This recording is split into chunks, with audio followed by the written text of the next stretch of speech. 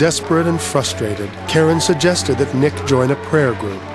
It was here that he would meet Father Paco, a man all too familiar with loss of loved ones. He gave me a little rundown of his life, how he lost his mother and father and sister in a car accident. I was devastated when my parents died.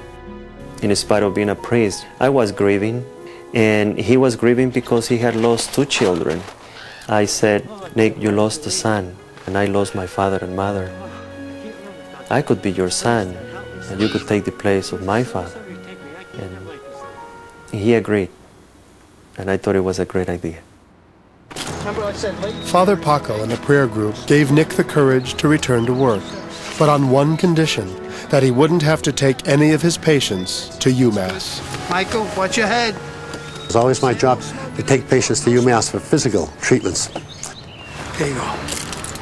June, do me a favor. I can't go, okay? Well, after my son died at UMass, I didn't want to go there anymore. I just refused to go. I says, I just can't go there. I'm not ready to deal with this. He continued to stand firm until 4 years later when he received an unexpected call. One day, telephone rang. Yeah. And this lady says, listen, I want to pray for a girl at UMass. She was in a very serious car accident. I don't expect her to live.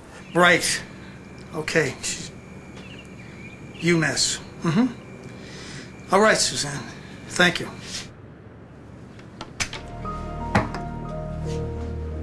And Nick said to me, I just have a feeling that I need to go to UMass and pray over this girl.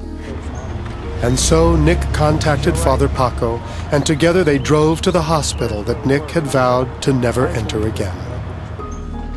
And we were walking together, and I knew that this was a very emotional thing for him. Father Paco says, let's go to the desk and find out where this girl is. I says, never mind, I know right where she is. So we went into the elevator, and it went up to the 4th floor. When we got off the elevator, he said to me, this is the same floor where I was with my family when Ted died. It was really like a deja vu. But you know, I didn't really stop to think of everything that went through with Ted. I just knew that when we get out of the elevator and put my foot on that floor, I had the cold sweats. But I knew that I had to do this. It's okay. It's okay. It's okay. Okay. The woman could be in any room on the floor, but Nick was pulled toward one in particular. We started to walk to the room, and he said, this is the same room where Ted died.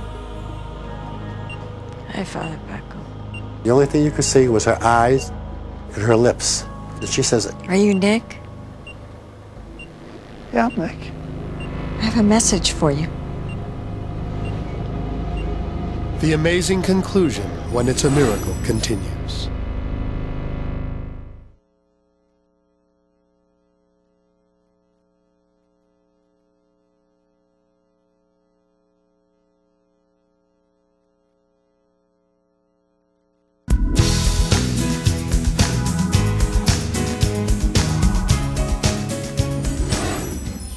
When his son Teddy died at UMass Hospital in 1992, Nick Tassone vowed never to return.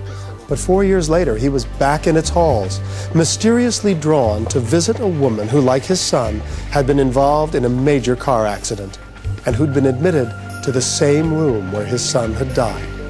And when he entered that room, he was in for the shock of his life. I have a message for you. What is that?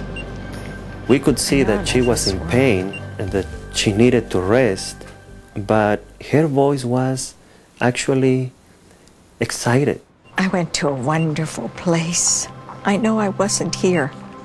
And she said that she had actually died during the early hours of the accident. It happened while medical personnel were frantically trying to save her life.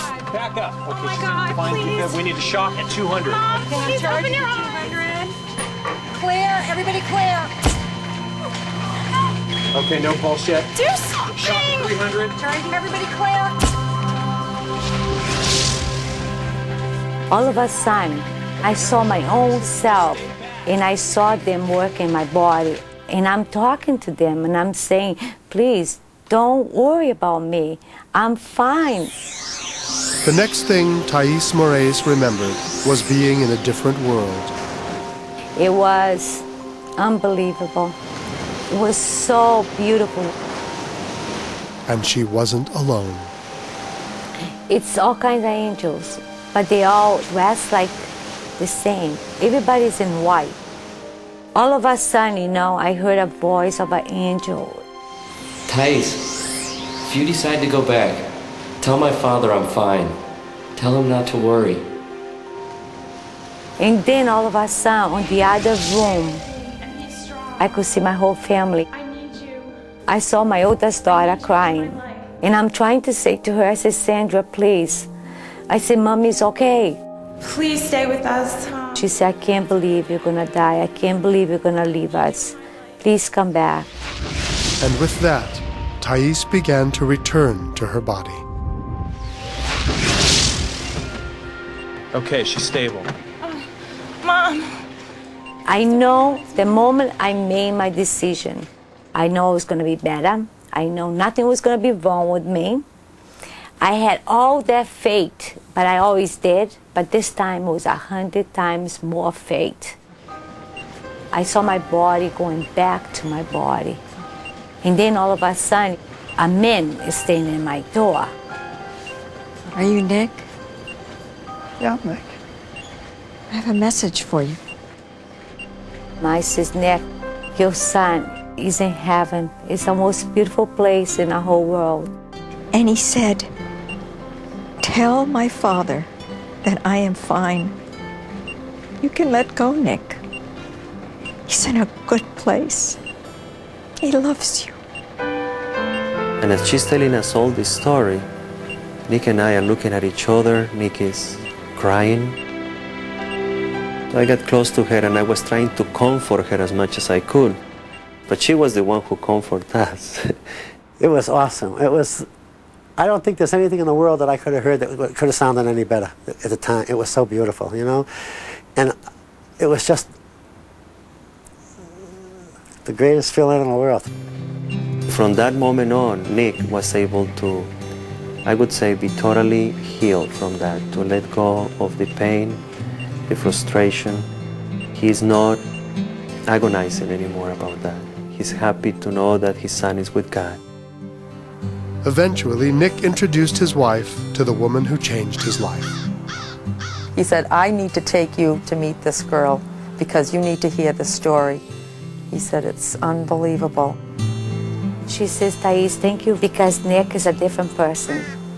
You don't know what I went through with him when he lost his son. So I know my work was done. And the message she delivered healed Nick Tassone's broken heart. Ted was telling me, you live for the living and not for the dead. I'm all right, Dad. Go out and enjoy your life, and I'm happy. And thank you for being a good father. That's what I read out of it. Thank you for being who you are. Nick Tassone's remarkable story is just one example of the powerful effect that other people can have on our lives. In Nick's case, Thais's message gave him a sense of closure and ended the guilt that he was carrying over his son's death. Put more simply, she gave him back his life, and that's a miracle. That's our show for this evening. I want to thank you for joining us, and a special thanks to all the people who shared their remarkable stories tonight on It's a Miracle. It's our hope that whenever you need one, you'll find a miracle in your life too. Until next time, I'm Richard Thomas. Good night.